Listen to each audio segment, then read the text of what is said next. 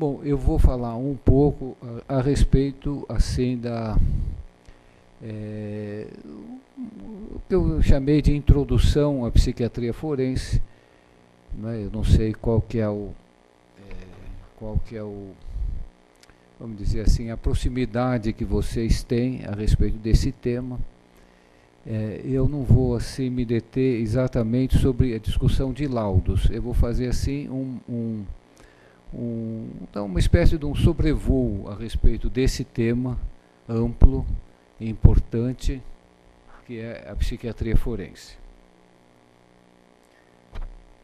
Bom,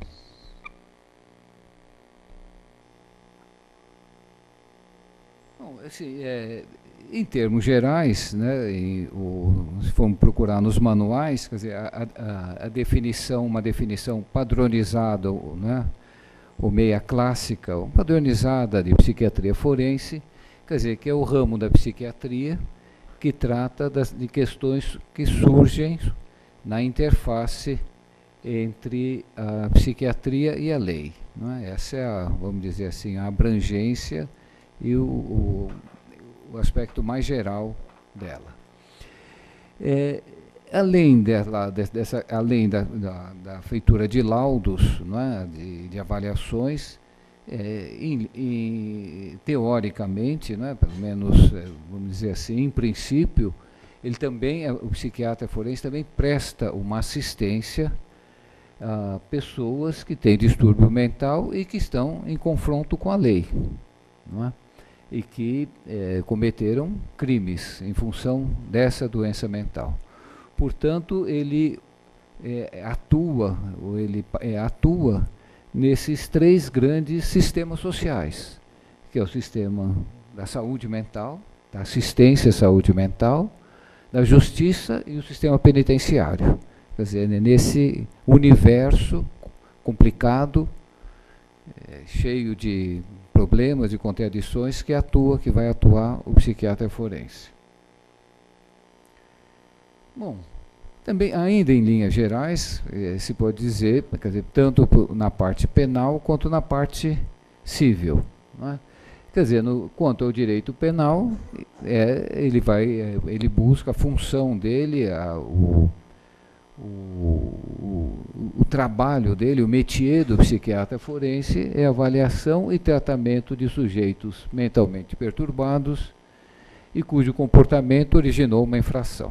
Esse é, na parte penal, o métier do psiquiatra forense. E na parte civil, as avaliações de competência e capacidade. Bom, ele lida também com a justiça, né, está envolvido nos sistemas prisionais e, na verdade, é uma super especialidade, não uma subespecialidade, mas uma super especialidade que influencia o exercício da psiquiatria clínica, na política de saúde mental e no funcionamento das leis, entre outras coisas. Bom, agora, assim, um pouco, qual que é a base, o fundamento do exercício do psiquiatra forense? Não é? No que ele se baseia? A base disso está na função, a meu ver, né, uma abordagem disso, estão nos mesmos fundamentos da intervenção do Estado. Quer dizer, o que fundamenta que o Estado intervenha na vida dos indivíduos? Dois. Primeiro, o poder de polícia. Não? O poder de polícia que leva o Estado na função de proteção do cidadão contra as lesões lesivas de outras pessoas. Poder de polícia. E o outro, o poder de parens pátria, de pai da nação. Quer dizer, aquele poder de proteção do cidadão legalmente incapaz de agir por conta própria. Então, nesse fundamento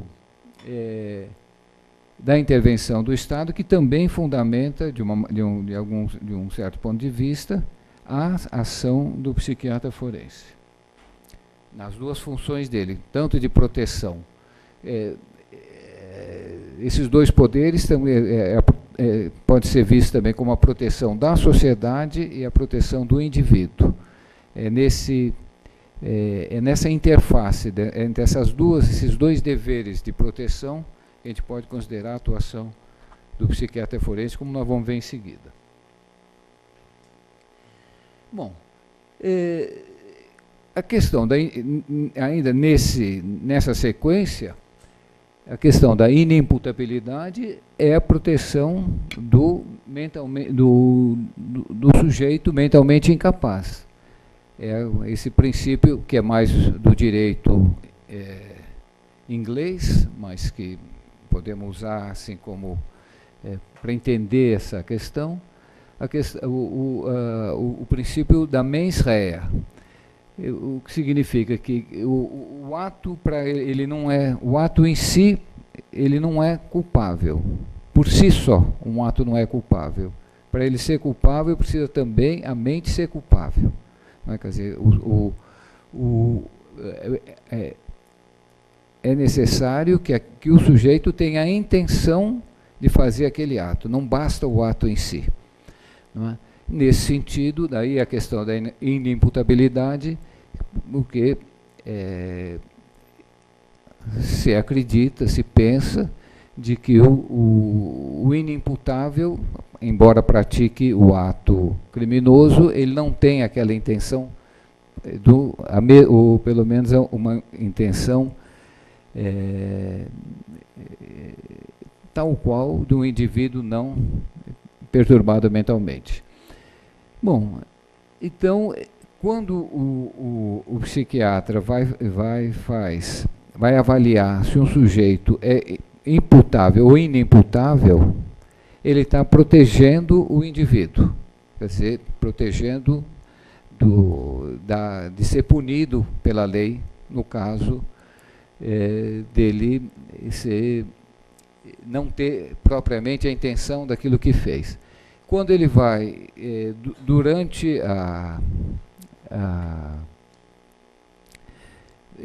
uma vez declarado a inimputabilidade, quando ele é chamado para verificar se houve a cessação, o exame de cessação de periculosidade, aí então ele está procurando proteger a sociedade. Então é nesse, vamos dizer assim, nessa junção entre proteger o indivíduo e proteger a sociedade é que estaria a atuação dele. Com relação à inimputabilidade, o que diz a lei, o Código Penal, é que é isento de pena o agente que por doença mental ou desenvolvimento mental incompleto ou retardado era ao tempo da ação ou da omissão. Né? Essa terminologia já não é uma terminologia usada atualmente, né? Essa desenvolvimento mental incompleto ou retardado, mas é o que consta da lei. Né? Ele, então, ao tempo, no momento da ação ou da omissão, ele tinha ou era inteiramente incapaz de entender o caráter ilícito do fato, que é o chamado momento intelectual, ou então ele pode entender o caráter ilícito, mas é incapaz de se determinar de acordo com esse entendimento, que é o momento volitivo. Quer dizer, quando ele é inteiramente incapaz disso, ele é considerado inimputável. E quando a pessoa, o sujeito, ele é declarado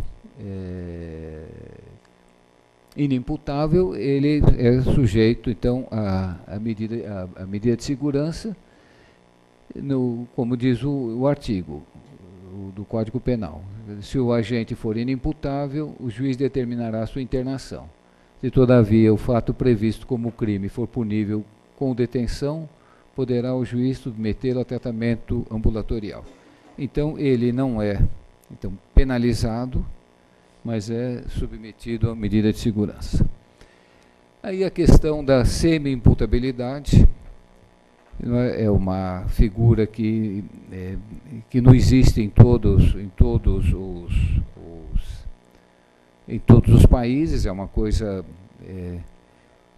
que existe no Brasil, mas em outros países, mas não é uma coisa universal, é a questão da semi-imputabilidade. Quer dizer, quando a pena pode ser reduzida de 1 a 2/3 se o agente, em virtude de perturbação de saúde mental ou por desenvolvimento mental incompleto ou retardado, não era inteiramente capaz de entender o caráter ilícito do fato. Quer dizer, ou determinar-se de acordo com esse entendimento. Quer dizer, tem aí a questão de não ser inteiramente capaz. Quando a declaração de semi-imputabilidade, então o juiz pode ou condenar a uma pena reduzida, de 1/3 a 2/3, ou então determinar substituir a pena por medida de segurança. E a pena privativa de liberdade pode ser substituída pela internação ou tratamento ambulatorial por prazo mínimo de 1 a 3 anos. Bom,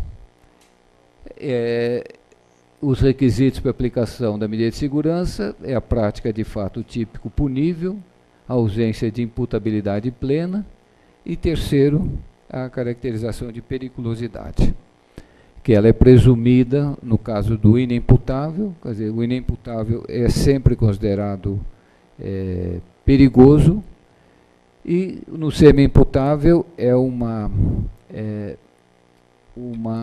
periculosidade, então, dita real, quer dizer, ela vai ser avaliada através do laudo psiquiátrico. E, nesse caso, a medida de segurança é opcional. Bom, prazo de medida de segurança. A internação ou tratamento ambulatorial será por tempo indeterminado, perdurando enquanto não for averiguado, mediante perícia médica, a cessação de periculosidade. Essa é uma situação que se discute aqui no Brasil, quer dizer, se a medida de segurança é por tempo indeterminado ou o tempo seria equivalente o próximo da punição que receberia, não é? Mas o que se verifica é que muitas vezes essa periculosidade leva a pessoa a ficar presa por tempo indeterminado, não é? Em determinados países, sim. Se a pessoa for considerada ter essa periculosidade atestada, ela fica detida por prazo indeterminado. Bom, falando um pouco de periculosidade,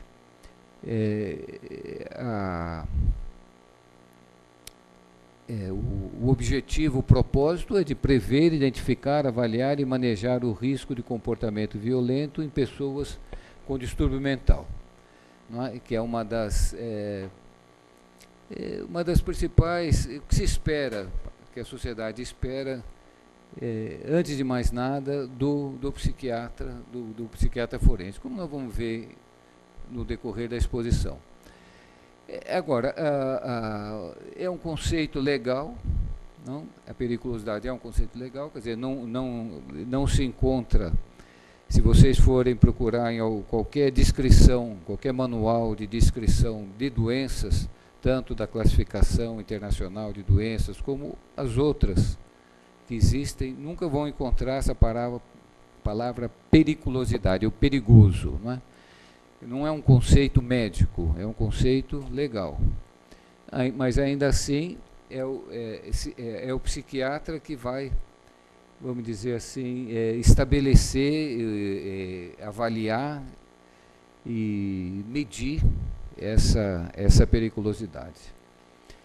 Não há uma definição clara do que seja uma pessoa perigosa nesse sentido, e esse conceito ele depende do grupo social em que existe. Quer dizer, há países, há nações em que a tolerância da sociedade é maior ou menor para os comportamentos anormais. E também o recurso que a própria sociedade dispõe para lidar com esses com essas anormalidades, né? E o exame de verificação, ele é sempre um exame que avalia uma probabilidade, nunca uma certeza. Quer dizer, sempre que um psiquiatra vai avaliar se o sujeito traz nele um perigo, é sempre uma avaliação de probabilidade, nunca uma certeza, né? Aliás, a gente também não vive num mundo de certezas, né? Nós vivemos sempre num mundo de probabilidades também. Bom, como se vê, vou falar um pouco como é que se faz essa previsão, os métodos de previsão de periculosidade. Na verdade, são basicamente dois tipos, não é? Ou uma avaliação clínica, quer dizer, um exame clínico do médico com a pessoa, né, como se faz clinicamente uma avaliação se a pessoa tem um distúrbio mental e se aquele distúrbio mental esteve presente, há uma relação de causa e efeito com o delito cometido. Quer dizer, é essa avaliação que ele vai fazer, mas é uma avaliação através de uma entrevista psiquiátrica corriqueira, como se faz. É uma entrevista especializada, mas não deixa de ser um exame clínico, como qualquer exame clínico de outras especialidades, né? Todos vocês já foram ao médico e foram examinados para aquela especialidade. É isso que seria feito no caso da psiquiatria. Ou então, isso cada vez mais existe e se desenvolve, a previsão é feita por um método atuarial e estatístico, quer dizer, o uso de instrumentos padronizados, quer dizer, aplicação de estatística, cálculo de probabilidade na análise das condições psicológicas. Cálculo atuarial é o mesmo que quando vocês vão fazer um seguro de automóvel, não tem que preencher aquelas guias. Então pergunta, o seu carro dorme, qual a sua idade, quantos anos você tem carta, o seu carro dorme na rua, dorme em estacionamento, anda 5.000 quilômetros por mês, anda 500 quilômetros por mês. Eles vão então avaliar o risco do seu carro sofrer ou ser roubado, ou batido e tal. Esse é o cálculo atuarial. Isso é aplicado também no exame psiquiátrico, principalmente para os psicopatas. Vai se analisar uma série de características e, com base nessas características, vai dizer o sujeito tem mais ou menos possibilidade de reincidência. Portanto, ele é mais ou menos perigoso com base nesse cálculo atuarial. Um dos exemplos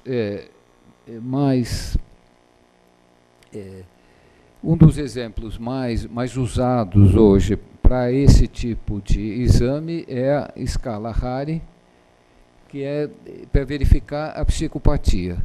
Quer dizer, a psicopatia é o grande problema da psiquiatria forense, né?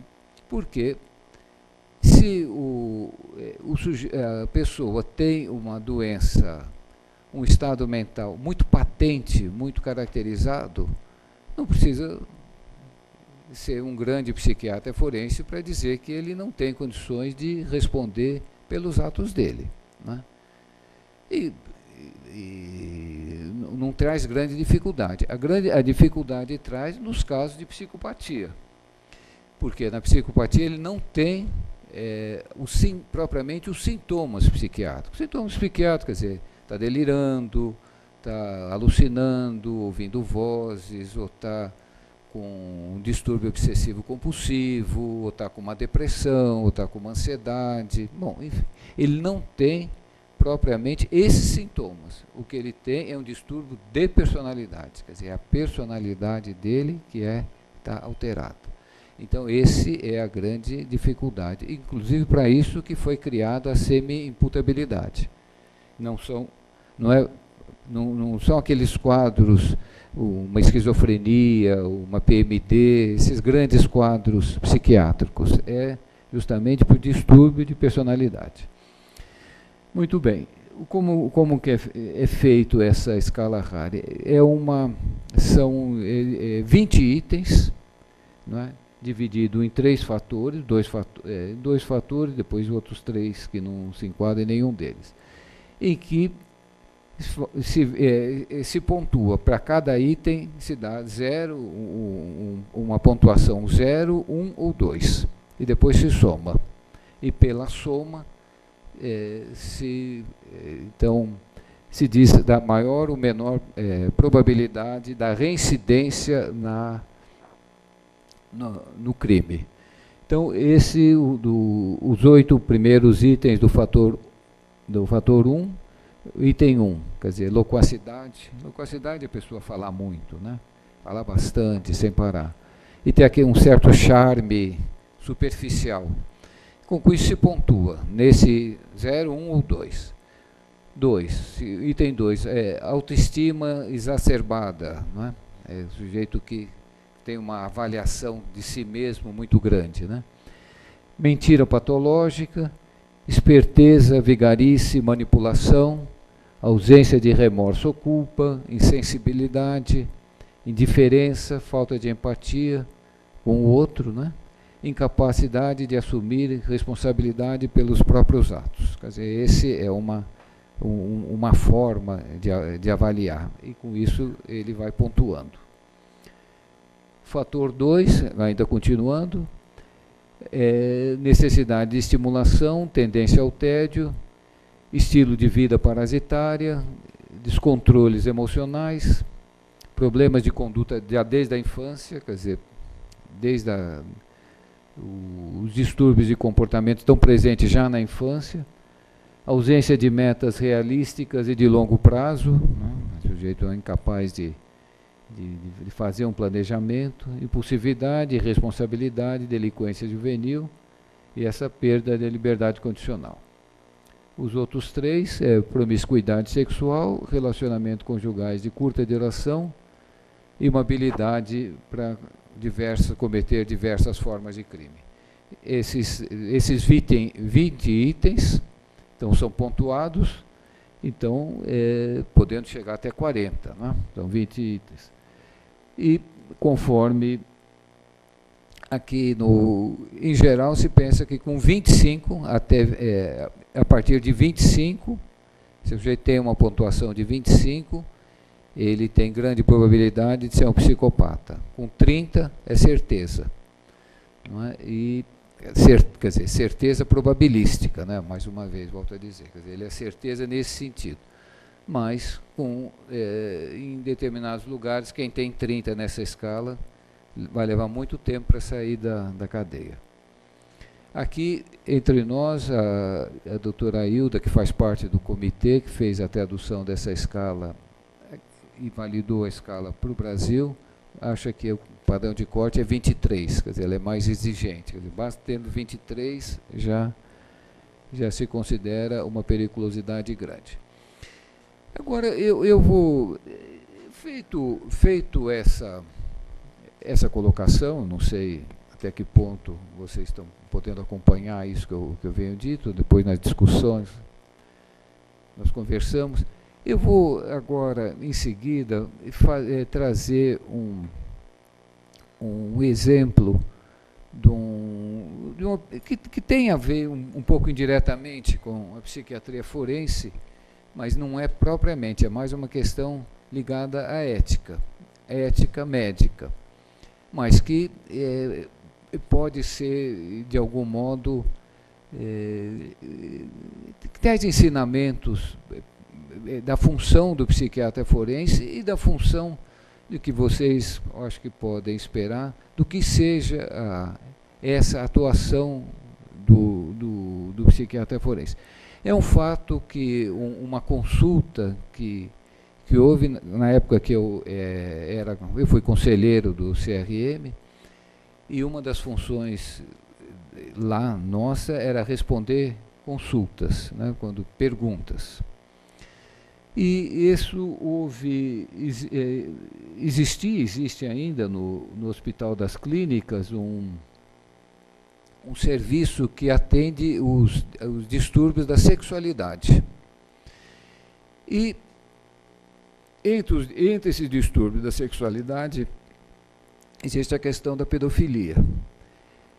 E a direção desse ambulatório que trata esses distúrbios de sexualidade fez uma consulta à Comissão de Bioética do Hospital das Clínicas, perguntando qual devia ser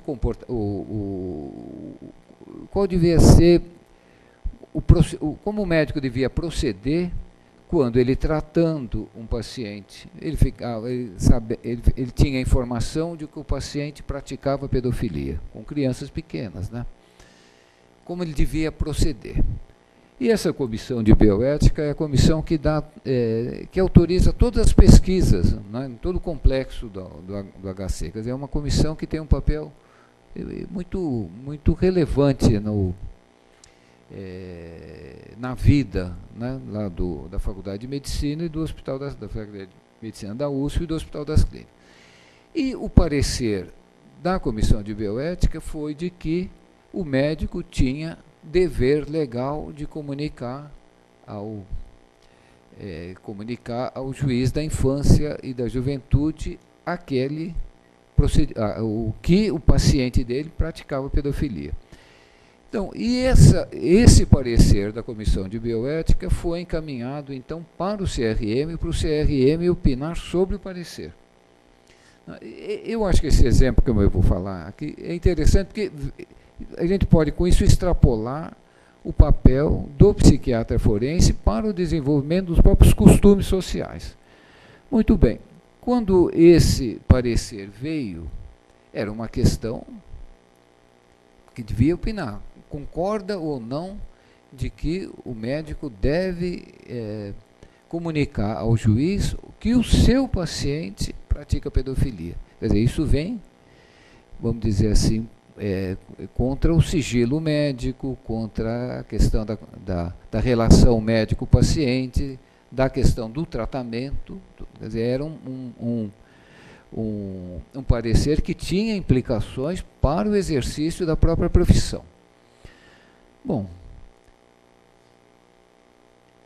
eu achava que aquele parecer, como eu disse, tinha implicações para o trabalho do dia a dia do médico, não só no caso de pedofilia, podia aquilo ser também extrapolado para outras questões. Bom, e procuramos então dar um ponto de vista, se possível, um ponto de vista contrário. Organizamos seminários, 2 seminários, e foram convidados juízes, né, da infância, filósofos, trouxemos um filósofo para debater e tal. E veio 2 juízes e eles disseram que não, tem que comunicar mesmo, é dever legal de comunicar o fato da prática. Bom, eu achava que aquilo não podia ser. E fui procurar, então, como fundamentar um parecer contrário. Não que fosse contrário à comunicação em si, mas não como dever legal. Se comunicava, mas assim, preservando a autonomia do profissional. Era essa, vamos dizer, o ponto de partida. E fui buscar, procurando na bibliografia, eu descobri, outros podiam já conhecer há muito mais tempo, um caso que ocorreu nos Estados Unidos em 1969, que ficou conhecido como o caso Tarasov. Esse foi um caso emblemático, que trouxe muitas consequências para lá, e eu trouxe isso para essa questão da pedofilia. Em linhas gerais, era assim, era um estudante indiano que estudava na Universidade da Califórnia e que conheceu uma estudante, uma outra moça, e teve um contato não muito prolongado com ela, um contato breve, parece que se conheceram, ela deu um beijo nele, uma coisa assim, e depois não quis continuar, manter aquela ligação. E o rapaz ficou muito abalado com aquilo, ficou meio deprimido, ansioso, e procurou assistência psicológica, psiquiátrica dentro da universidade. E, num certo momento, ele melhorou. Quando ela saiu de férias, ficou mais afastada de lá, ele melhorou um pouco. E quando ela voltou, ele tornou a piorar. E num determinado momento da psicoterapia dele, ele contou para o terapeuta que ele iria matar a moça. Quando o terapeuta soube daquilo, avisou a polícia. Avisou a polícia e a polícia chamou o rapaz, mas achou ele muito racional e tudo, e não, só pediu que ele ficou satisfeita, a polícia ficou satisfeita com o compromisso dele de não se aproximar da moça. Agora, o supervisor do terapeuta, quando soube que o terapeuta tinha avisado a polícia, falou: não, você não pode fazer isso, né? Isso não tem como, né? E fez ele rasgar, jogar fora todas as anotações da moça, a respeito do caso do paciente, não da moça. Bom, ocorre que pouco tempo depois que esse moço foi chamado pela polícia, ele procurou a moça, foi na casa da moça e matou ela a facadas. Bom, cometido o crime, os pais da moça processaram a Universidade da Califórnia por não haver protegido a moça. Processaram, perderam em primeira instância, porque a moça não era paciente do terapeuta, né? O paciente era o rapaz que matou a moça. Perdeu em primeira instância, recorreram, perderam em segunda instância, e daí foram para a Suprema Corte da Califórnia. O caso foi levado, então, à Suprema Corte da Califórnia. E a Corte, eu acho que ela não sabia como lidar com aquela situação, porque ela levou bastante tempo deliberando, como tratar aquela situação. Bom, eu não vou aqui entrar em detalhes, mas seria até interessante ver, porque eles esperaram, inclusive, a publicação de um livro em que um sujeito trazia alguns elementos do tipo assim, como se por exemplo, se uma criança prejudica alguém, quebra um vidro de um carro, quebra alguma coisa, faz algum dano material, o pai responderia por esse dano. No caso do psiquiatra, teria alguma coisa parecida. Quer dizer, um paciente dele que cometesse um dano numa outra pessoa, o psiquiatra, seria responsável. Eles esperaram a publicação desse livro e, então, deram uma sentença favorável aos pais. Foi em 69 e em 74. Eles deram, então, de que os terapeutas foram julgados culpados por falhar no dever de avisar a vítima do perigo que ocorria. Então, eles foram condenados. Eles tinham um dever, que se ele soube que o rapaz ia matar a moça, ele tinha o dever de avisar a moça do perigo que ela corria. Foi essa a sentença. Quando surgiu essa sentença, a Associação Psiquiátrica Americana falou que não, aquilo não era possível, que não tinha lógica fazer aquele procedimento, não é? Porque aquilo era contra a terapia. Não, eles reagiram contra. E ocorreu um fato inédito. O caso foi julgado novamente.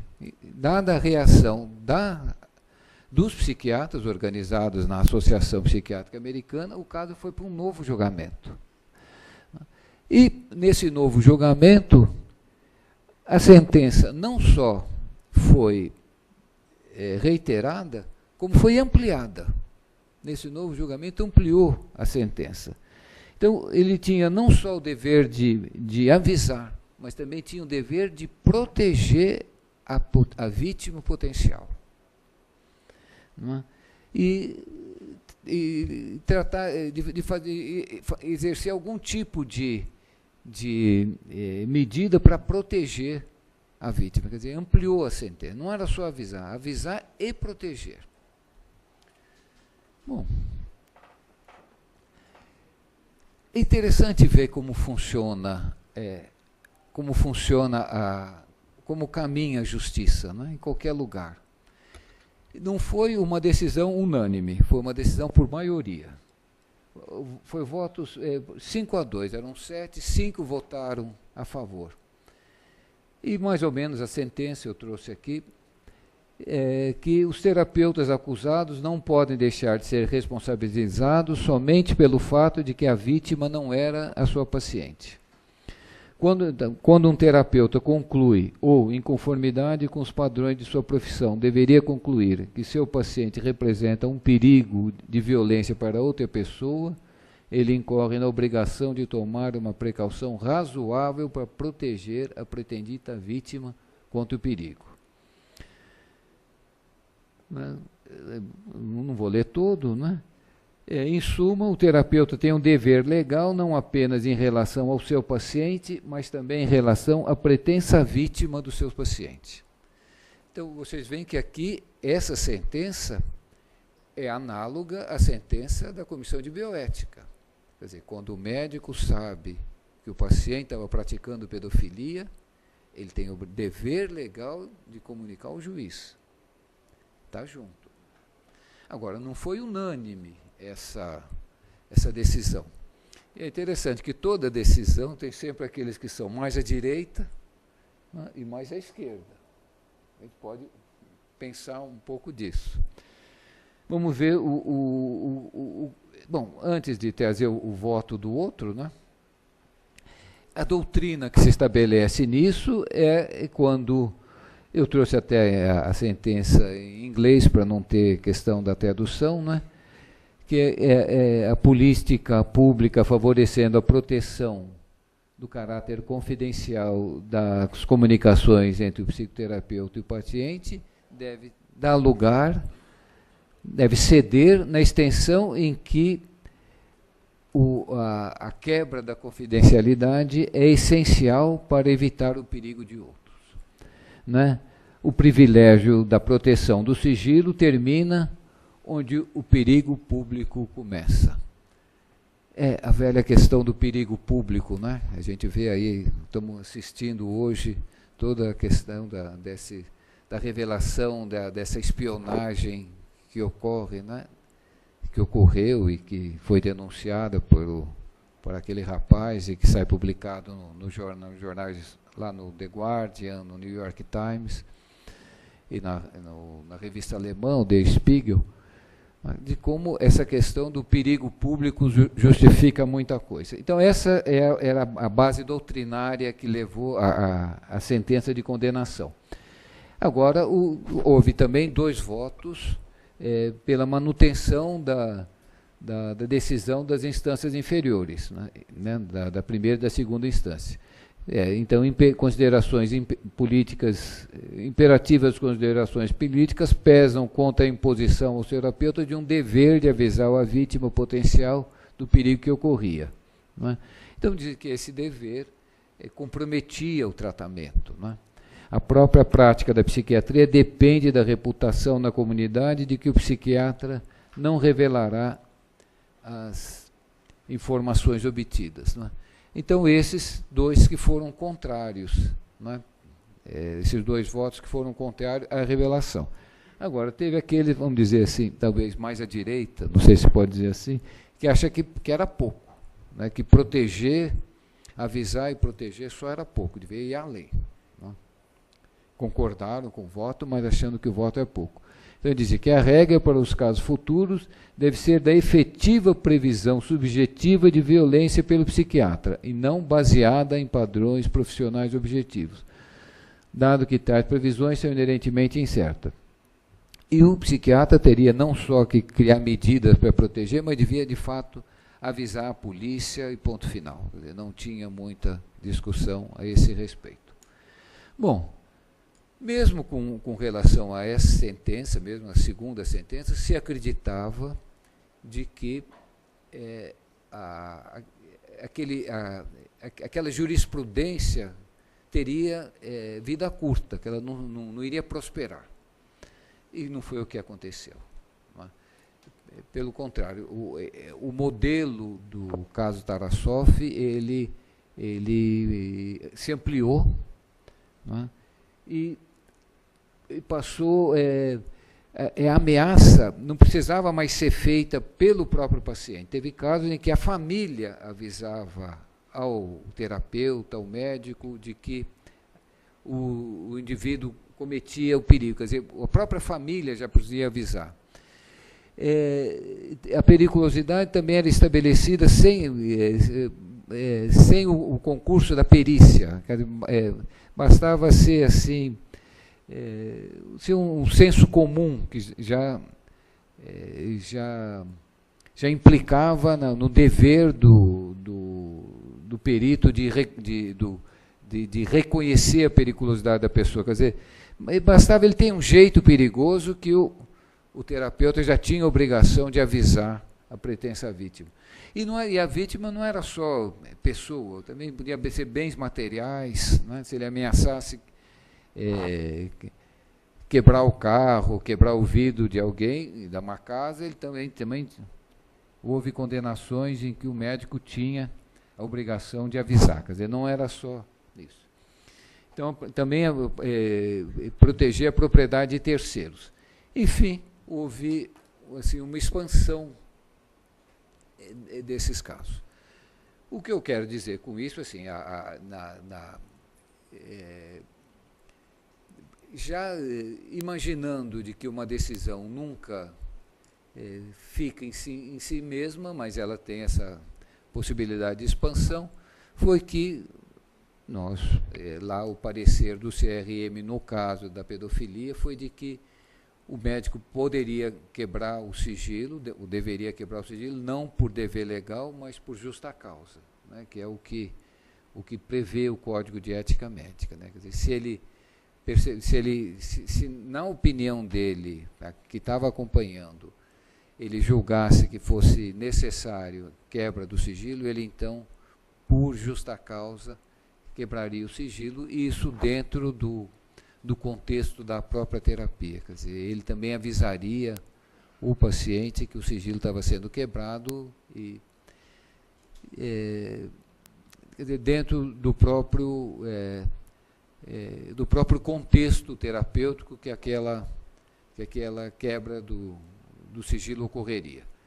Eu trouxe esse exemplo só para tentar mostrar de como a própria atuação de um laudo psiquiátrico pode ter reflexos nos costumes, na maneira de se encarar a doença mental, de se encarar como é que pode dizer, como é que se lida com os costumes de uma sociedade mais aberta, mais fechada, menos fechada, mais franca ou menos franca. Mais ou menos isso que eu queria trazer, e espero ter contribuído com alguma coisa aqui. Obrigado.